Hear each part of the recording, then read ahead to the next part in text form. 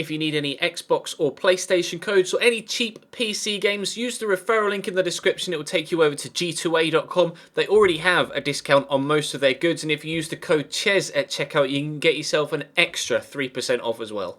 Hey guys, how's it going? Ches back again and welcome to part number 3 of the FIFA 17 career mode wishlist. Today, again, we'll be covering some of the points that you guys raised in the comment section of the previous episode. If you missed episodes 1 and 2, there'll be a link to the playlist in the description down below, or feel free to check the channel page itself and you'll find it, and you can catch up on what we've discussed to this point. If you want to leave me comments for suggestions in the comment section of this video, make sure they're my player orientated, because I think the next one I'm going to do is going to be solely on my player rather than career mode as a whole. So if you have any my player suggestions, leave them in the comment section down below, and the next one, which will probably be next weekend now, I will address any my player things we think could be added to FIFA 17 or future FIFAs further down the line. So let's start today with, I've got a handful of points again. Some of them, the majority of them, aren't as big and fleshed out as some of the previous ones were, so hopefully this video won't be as long as the other ones. I said that last time and it was almost as long. So without any further ado, the first point we're looking to talk about is player swaps in transfers. Obviously at present you can offer cash plus money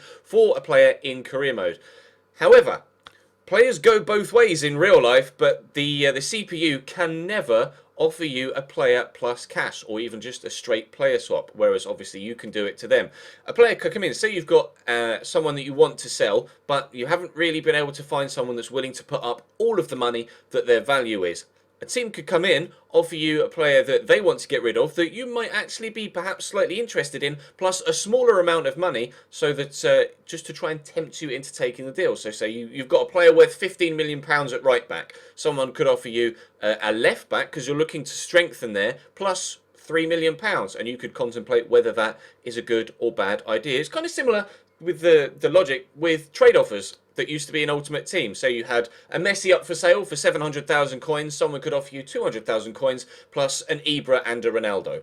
Basically the same logic, but in career mode. Obviously, things like that happen in real life with players going both ways.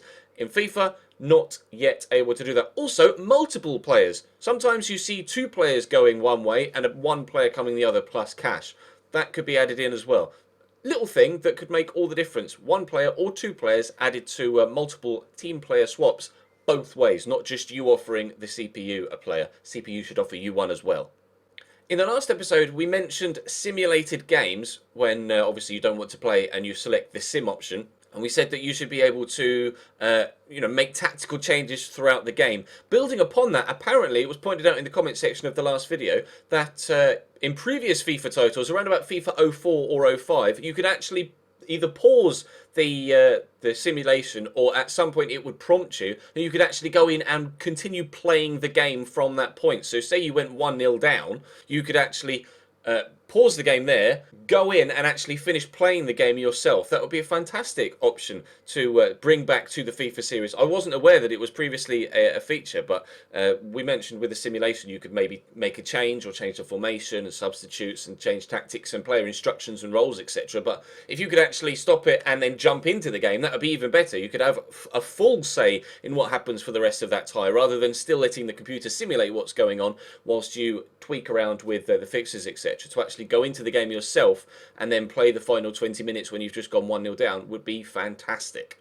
With regards to the way players grow in career mode, a lot of people have been saying they'd actually prefer it if, rather than having fixed potentials for set players, it was more revolved around how much game time that individual player actually got. So, as such, it's more tailored around the players that play a lot and play well would grow faster than those that sit on the bench week in, week out, which makes sense theoretically, because obviously you could, in FIFA currently, you could not play a player for 3 seasons and they just sit there on the bench, but they could grow 3, 4, 5, 6 ratings.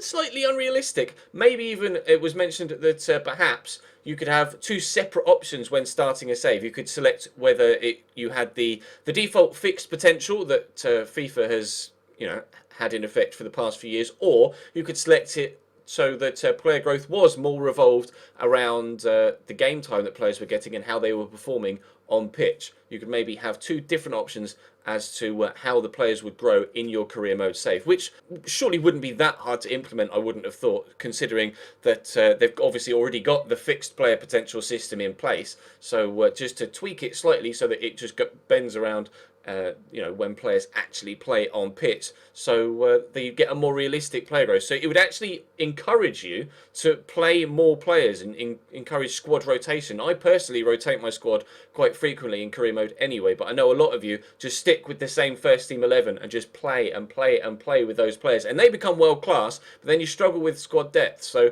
it'd be a fantastic idea, not to force you to have that particular growth model, but maybe to give you the option. You know, when you're setting up and you can select difficulty and whether you want European football and first team transfer windows, etc., or first season transfer windows, etc., you could have another option that's player growth fixed or player growth dynamic, perhaps, and then build from there. That's an idea. Let me know what you think about that in the comment section down below as well.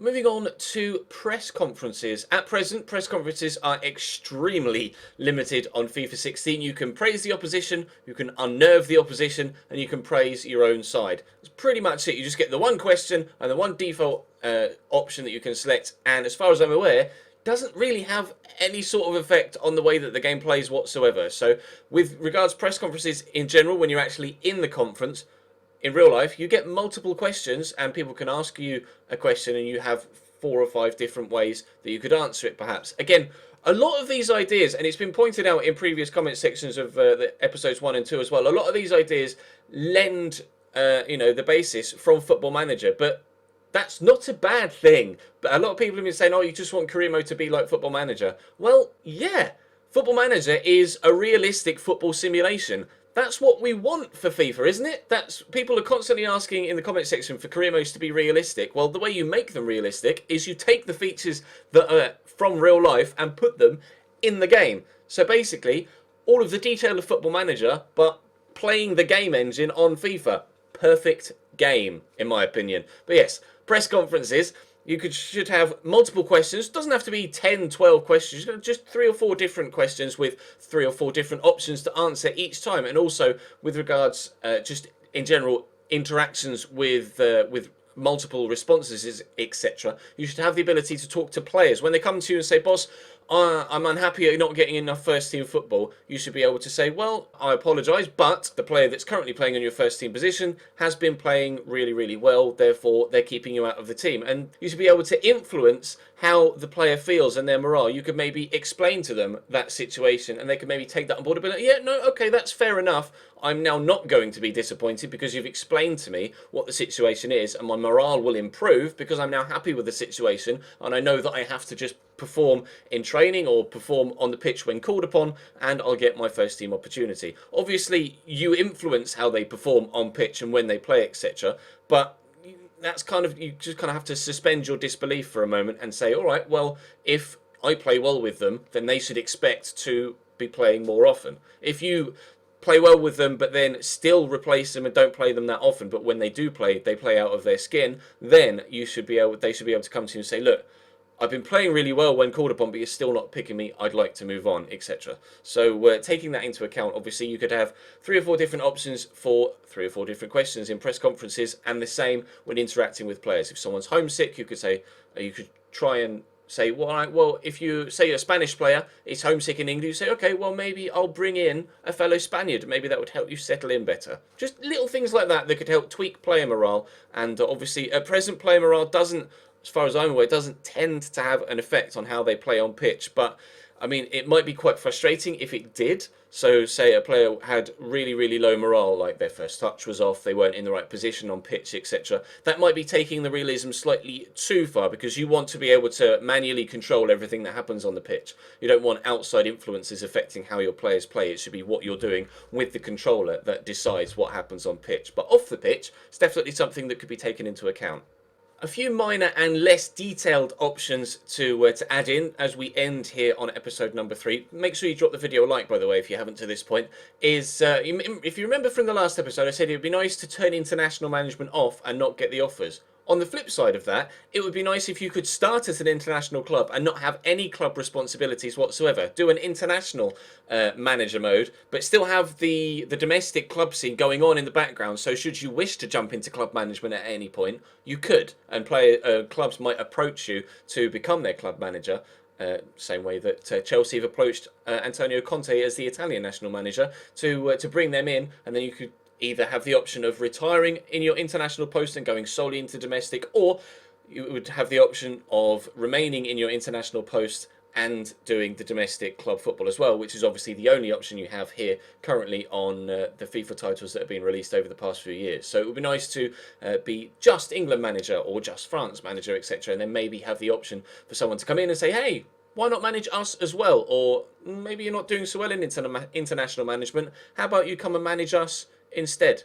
Whilst talking about the managerial front of career mode, what would be fantastic is, as you can build your own player in My Player, if you could build your own manager for a manager career mode, that would be brilliant. You could have your face on the guy with game face. You could create how he's built, how tall he is, how short he is, whether he's big built or lean, as the phrase is on FIFA, or average build. And you could have maybe, because if you remember, I can't remember what, I think it was the 2010 World Cup game, they showed briefly just little cutscenes of looking at the manager's face. How good would that be if it cut to you in your suit or tracksuit, however you decided your guy would be dressed, and it would say, it could give you like a managerial record or something, just a little stat underneath, and say, or like 100th game in management, or has a win percentage of 48% or something like that, while showing your guy on the touchline, like giving out instructions or just glancing out onto the pitch as like a set piece is about to be played. Just little tweaks like that could make you feel a little bit more immersed. You'd be like, yeah, I am the guy on the side of the pitch right now, not some balding grey guy that has just a suit on but looks nothing like me. You could actually make your manager look like you on the pitch, and it shows you looking like you on the pitch as well. That would be absolutely brilliant.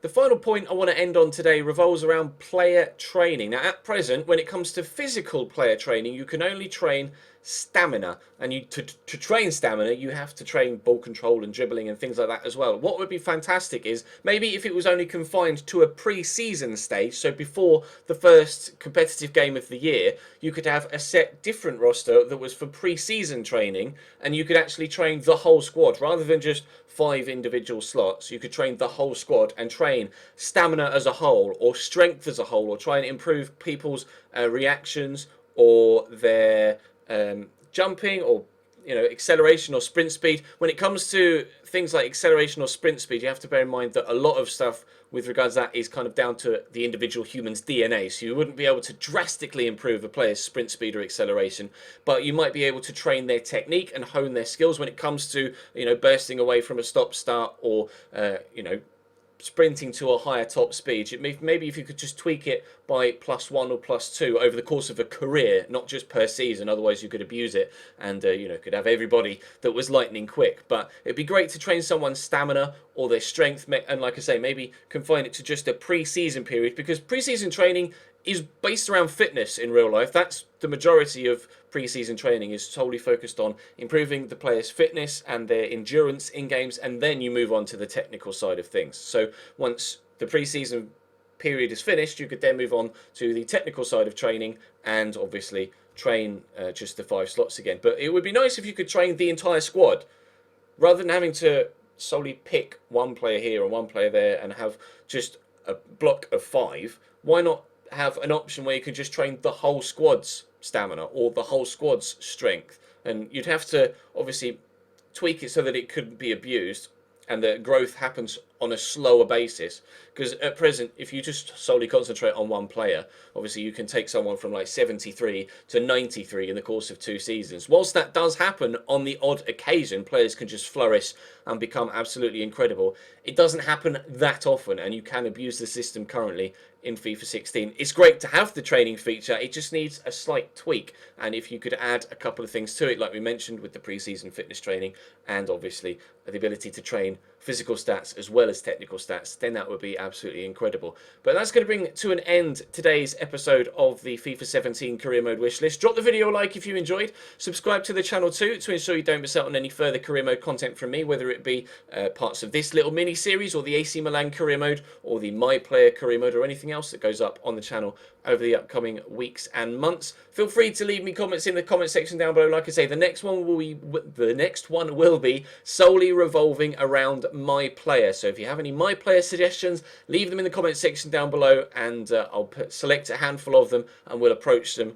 in the next episode. But for now, thank you very much for watching, and I'll see you next time.